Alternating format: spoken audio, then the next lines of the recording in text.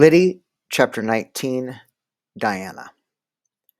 She had been alone before Rachel came, but she had not known what loneliness was, this sharp pain in her breastbone, dragging down into a dull, persistent heaviness.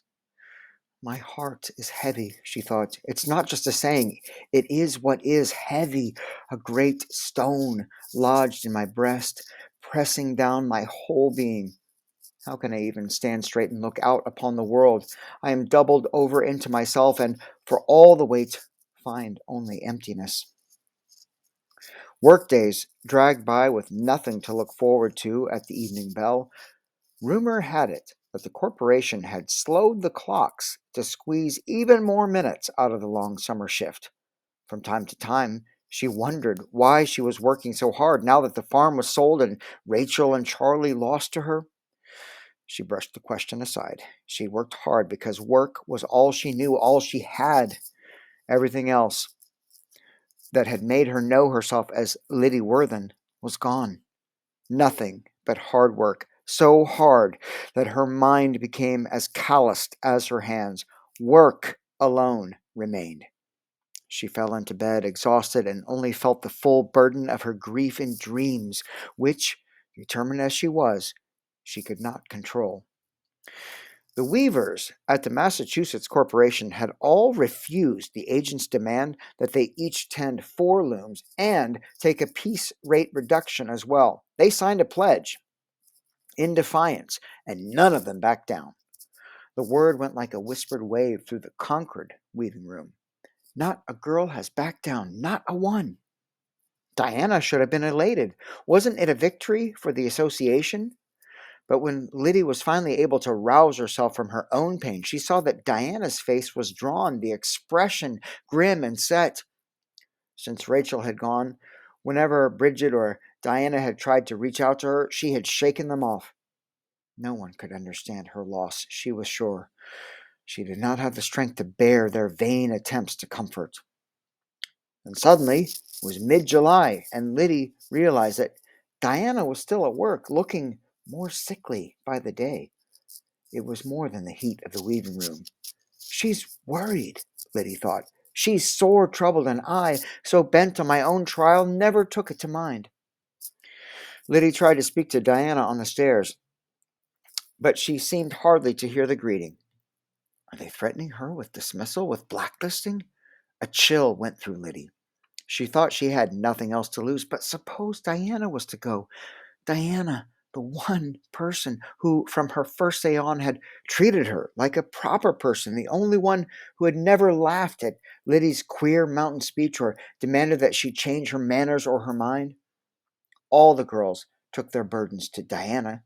She was the one who came to help you. Nobody ever thought of Diana needing help.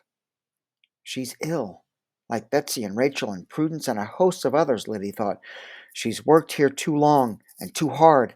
How much longer could Diana last? How much longer could any of them last? I must do something for her, Lyddie decided. Give her a present. There was only one present good enough. Diana? Lyddie worked her way through the jostling crowd of operatives crossing yard. I've been thinking. She glanced around to see if anybody was listening, but all the girls were too intent on rushing home for their suppers. About the...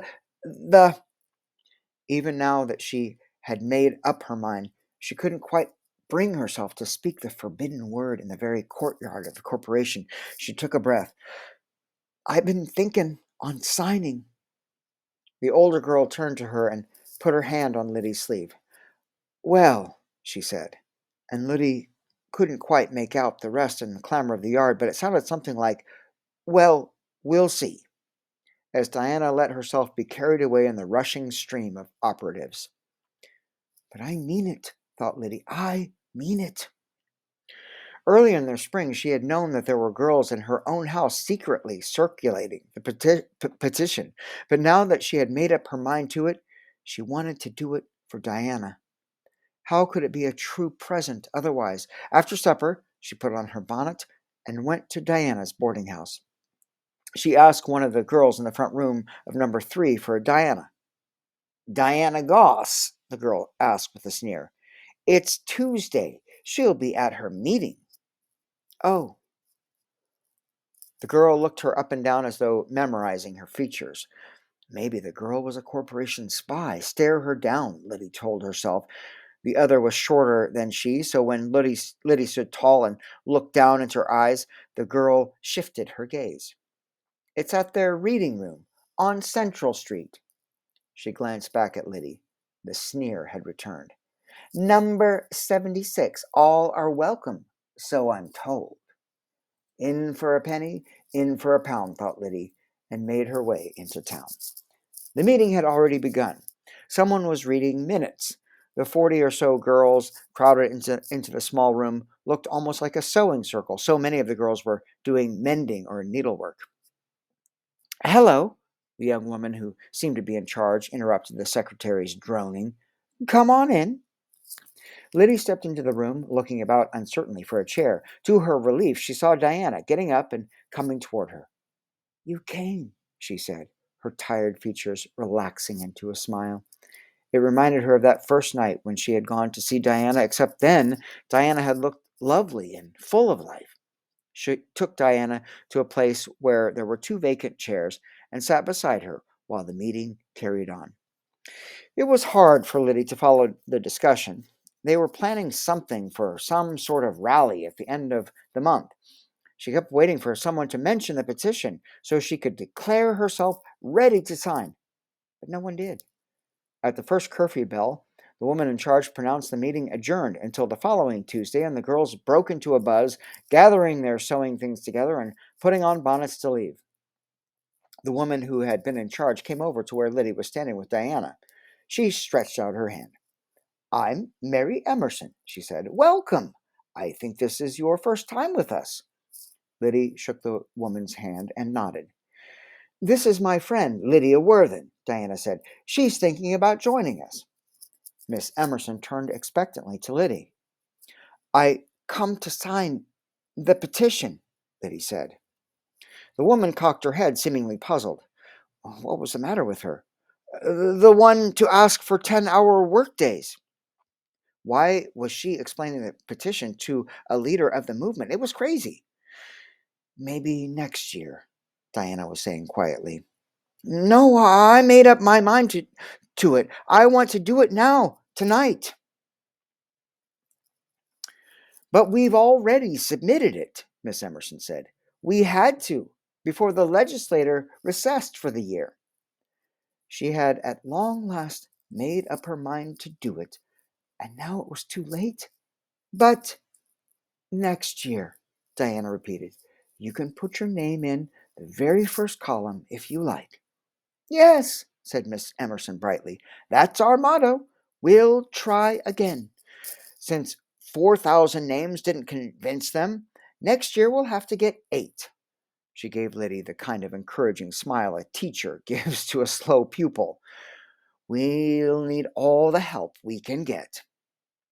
Lyddie stood there, open-mouthed, looking from Diana's thin face to the other woman's robust one.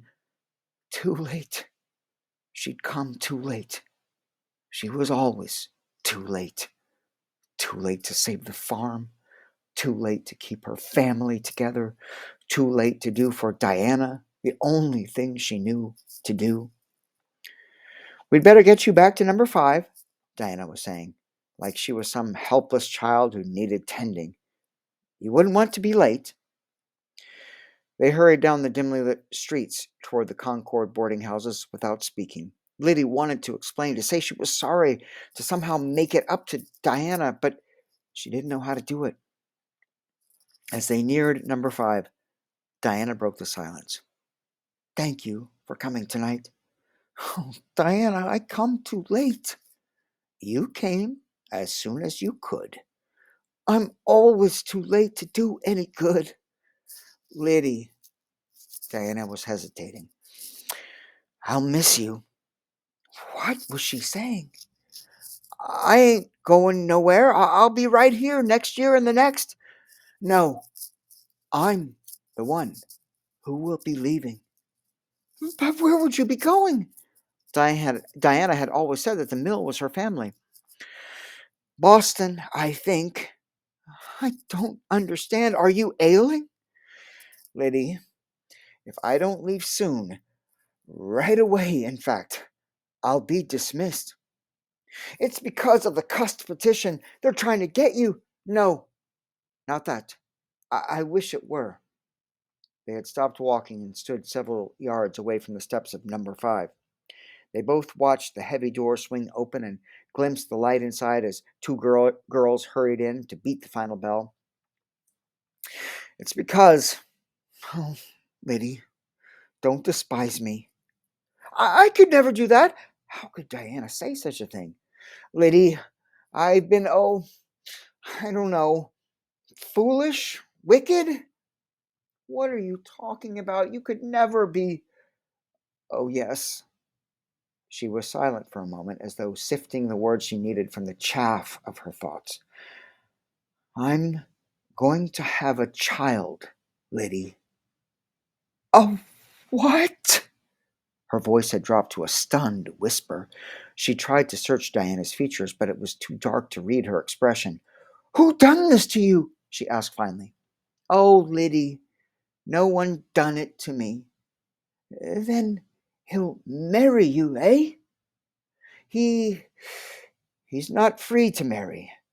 There's a wife in Concord. She wouldn't come to live here in a factory town, though her father is one of the owners. Diana's laugh was short and harsh.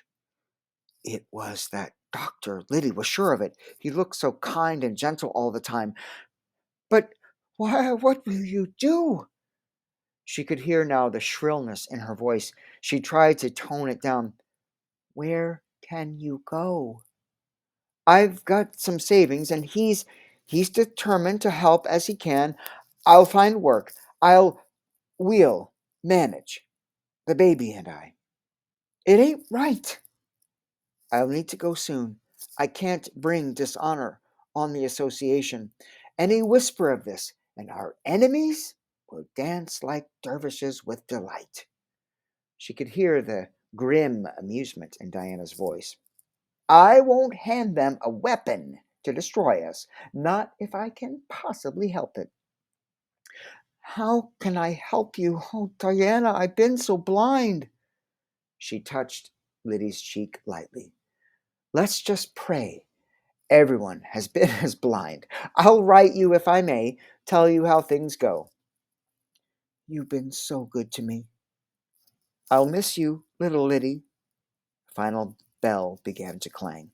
Quick, slip in before they lock you out. Diana! But the older girl pushed her toward the door and hurried away down the street toward number 3. The word passed around the floor next morning was that Diana Goss had left, snatching an honorable dismissal while she could still get it.